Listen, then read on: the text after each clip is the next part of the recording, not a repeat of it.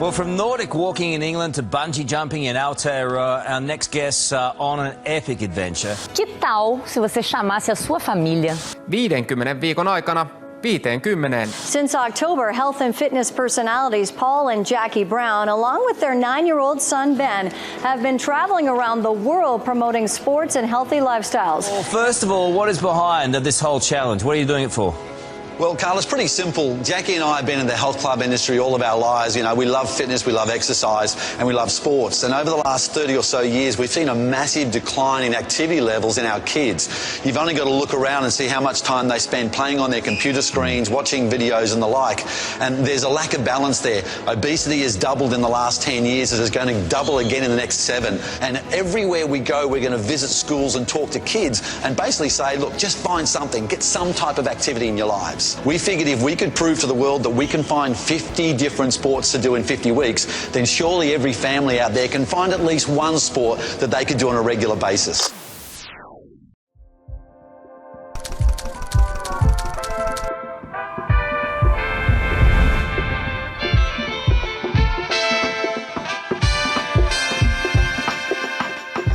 Sports in 50 weeks brings us to Stuttgart in Germany. We've got 2 trees, 2 ratchet and 1 tightly woven strap because this is Slacklining Week.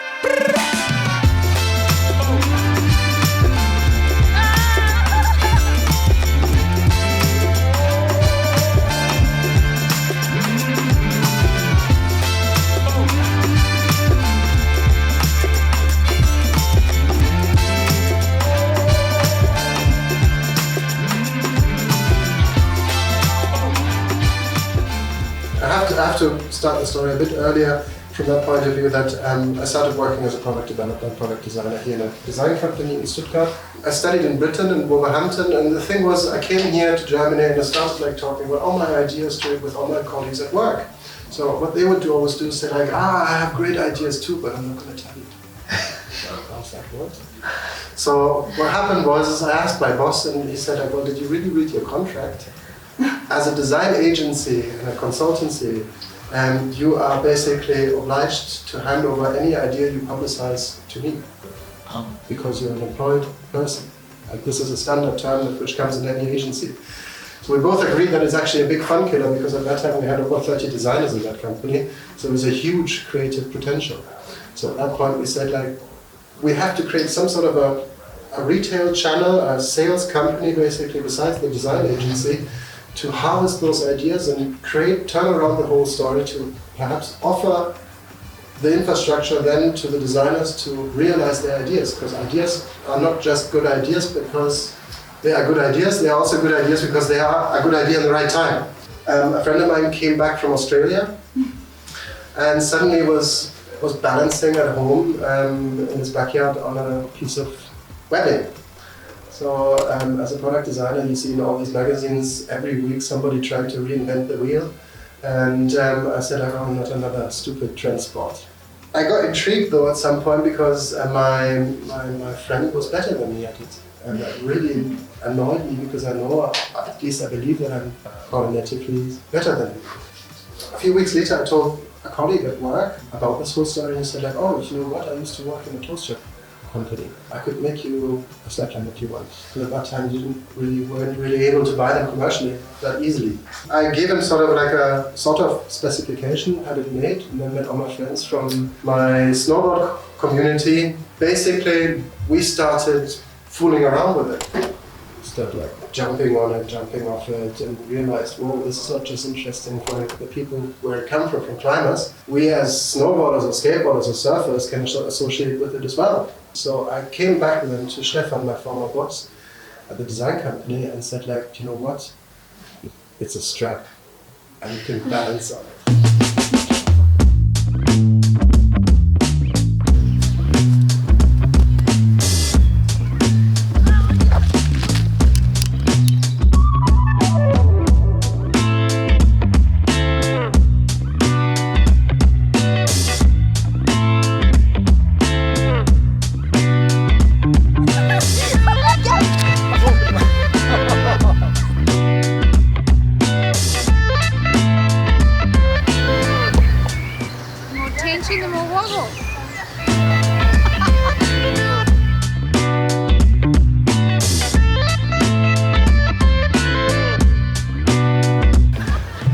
Having Johannes with us is so cool because he actually makes me look good.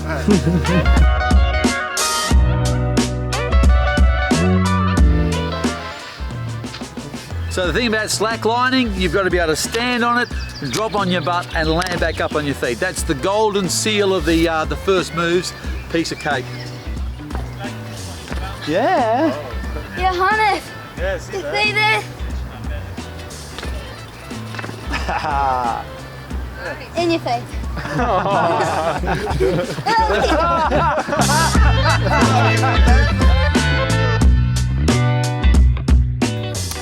Well, since everyone who slacklines here feels it wobbles, a physiotherapist instantly thinks, okay, that has to do something with coordination, with balance and stabilization of joints. So I thought, how could I bring it into a practice? And since I was still in contact with the company GIBBON, we invented this slack rack, which is a stand 3 meters long, and you can put it in any practice. It doesn't need any fixation to the floor, it just stands free, so you can put it everywhere and it wobbles, so you can use it with every patient, and it's only 30 centimeters high, so it's not dangerous. And that was how I got it into practice, and the feedback from the patients was enormous. They were all very keen on doing it, and you instantly have an effect. Yeah, and that's how I just kept on developing it, and now I'm training other physios to do it as well. So what are some of the health benefits you think of that type of work?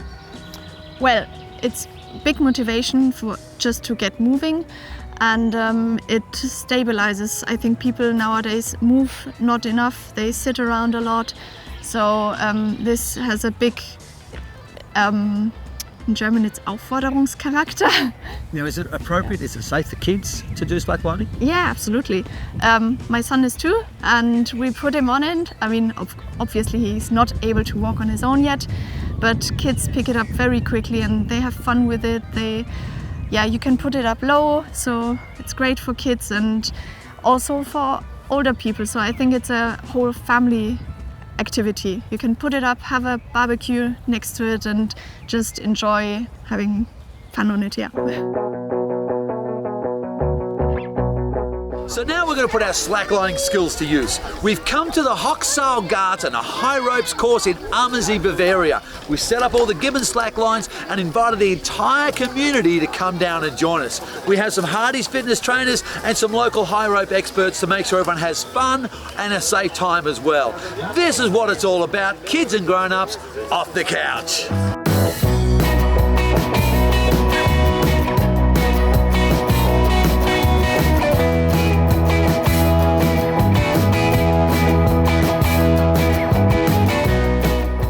An awesome time out at Ammersee, training with the community, soaking up the fresh air, and just being active together.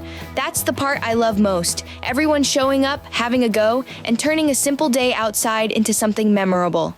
Now we're heading into Munich for the Globetrotter World Slackline Masters, and the timing couldn't be better, because the whole city is in sport mode with the Munich Sport Festival happening at the same time.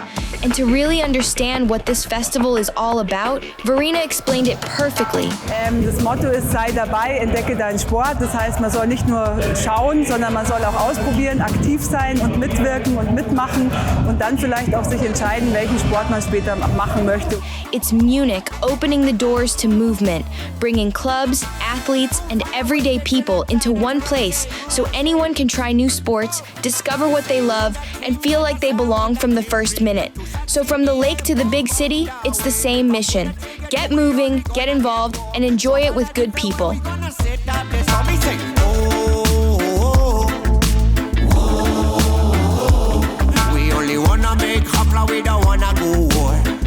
So, slacklining itself is actually very simple. It's just learning to walk again. You learn to walk once, and now you have to learn to walk again. And the basic idea of a slackline is that the slack webbing underneath your feet provides a balance that it forces you to balance on one plane. So instead of having 2 feet to balance on or a hand and a foot to balance on, you are only on your feet, which requires you to activate all of the muscles, all of your muscles, from your legs to your toes, to your calves, to your hips, to your lats, to your back, to your neck, to the tips of your fingers. And that allows you to actually gain knowledge and awareness of your body. And simply put, slackline's probably the most straightforward sport you can possibly have, because literally you walk straight forward, and that's it. You have to stay in the moment, one step at a time, focus on your goal in front of you, but keep in the moment and be where you are, and then eventually you can get to your goal. And all of these things that you teach people how to learn slacklining with is where slack life came from. And slack life is like one part slack, one part life, where you involve your life around the metaphors of slacklining. Learning to have balance in your life, training, dedication, time, commitment, like confronting your fears. All of those things are directly related with slacklining. And that's kind of how I got into it, is I was bouldering a lot, climbing, loved the outdoors, hiking, and I went on a road trip with a couple of my friends, and in Yosemite we saw people slacklining. And we were like, oh, what is that? Like, that looks fun and weird, and we tried it, weren't really very good at it. Went back home after our road trip, and his brother actually learned how to set up a slackline. And he taught George how to set up a slackline. George taught me. I walked it for my first time and was like, okay, I actually do really like this.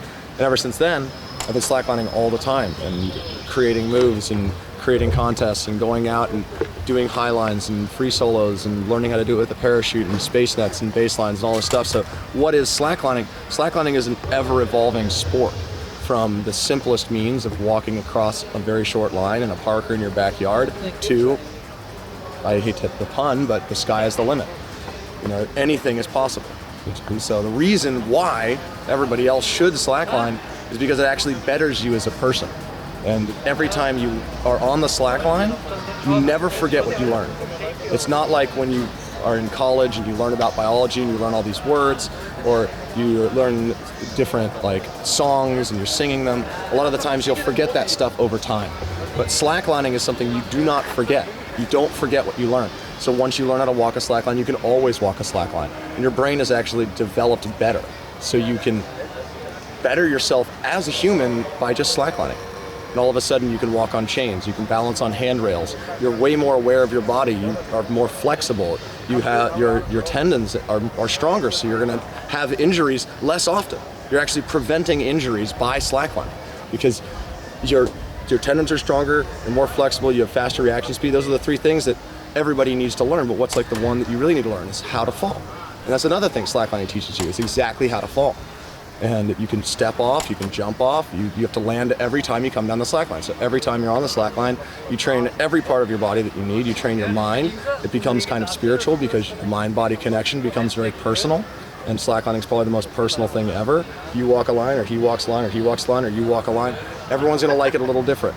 Like different materials, take a little bit longer or shorter to learn certain things. Be more okay with over water or over air or whatever, but it's all about the journey. It's not about comparing yourself, and that's where competitive slacklining is kind of different, because you are comparing people, you're comparing styles, you're comparing tricks, you're comparing dynamicy, like everything. You're looking at every single thing and kind of comparing your way. But the best thing about slacklining is that there are no rules. You can do it wherever, whenever. You can set it up however you want. Loose, tight, long, high, in between hot air balloons, like whatever you want. Hi, I'm Andy Lewis, Mr. Slackline, and I am way off the couch. This way.